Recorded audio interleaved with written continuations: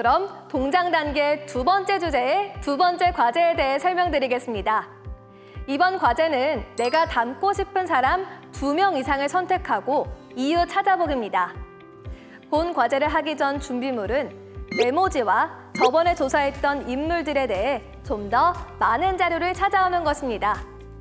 먼저 자료를 보면서 성격, 잘한 일, 닮고 싶은 부분, 인상적인 이야기, 극복한 일을 발견해 메모지를 활용하여 기록해보세요.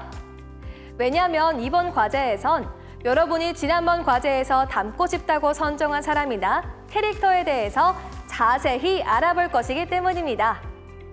여러분들이 선택한 사람이나 캐릭터의 책, 신문 및 인터넷 기사, 동영상 등 다양한 자료를 보면서 여러분이 닮고 싶은 사람의 특성, 잘한 일이나 업적, 어려운 일을 극복한 경험들을 찾아보세요.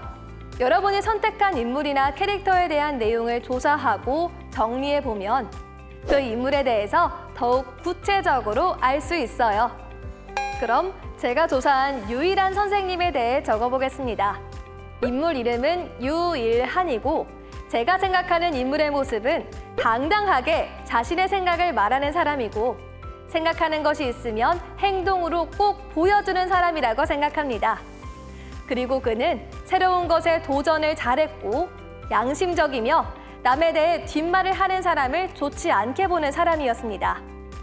인물 기사를 보고 인상적이었던 이야기는 기업을 만들었고 돈을 많이 벌겠다는 욕심보다는 국민들에게 좋은 물건을 제공하여 도움을 주고 싶다라는 생각을 가진 점이었습니다. 제가 생각했을 때 유일한 선생님이 잘한 일은 열차가 서지 않은 마을 사람들을 위해 달리는 열차에서 던져도 깨지지 않는 약통을 개발했던 일입니다. 그리고 유일한은 유한양행이라는 회사의 법을 잘 지키며 도덕적으로 운영했으며 독립운동가로 나라를 위해 힘쓰셨습니다. 자신의 모든 재산을 사회에 기부했습니다. 제가 생각했을 때 유일한 선생님이 극복한 일은 초등학생 때 미국에서 살 당시 인종차별로 서러움을 겪었지만 당당하게 자신의 생각을 말하며 극복했다는 것과 외국에서 동양인 최고를 극복하고 유명한 미식축구 선수가 돼 선수 장학금을 받으며 학교 생활을 했다는 것입니다. 제가 유일한 선생님을 닮고 싶은 부분은 어려움을 겪었을 때 오히려 기죽지 않고 극복하여 자신의 생각을 말하는 것입니다. 그리고 기부나 발명을 통해 어려운 사람을 도우려 했던 점입니다. 두 번째 닮고 싶은 인물은 바로 세종대왕입니다. 제가 생각하는 세종대왕은 독서 왕이었고 다른 사람들을 사랑하고 아끼는 마음을 가진 사람이었습니다.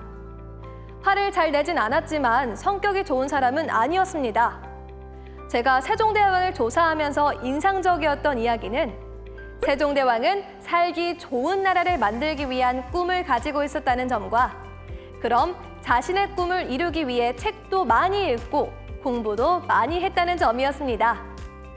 세종대왕이 잘한 일, 한글과 해시계를 만드셨다는 점이라고 생각하고 세종대왕이 극복한 일은 눈병이 있었지만 백성들을 위해서 열심히 일했다는 점과 그가 아내와 자녀들이 먼저 세상을 떠났지만 슬픔을 극복하기 위해 노력했다는 점입니다.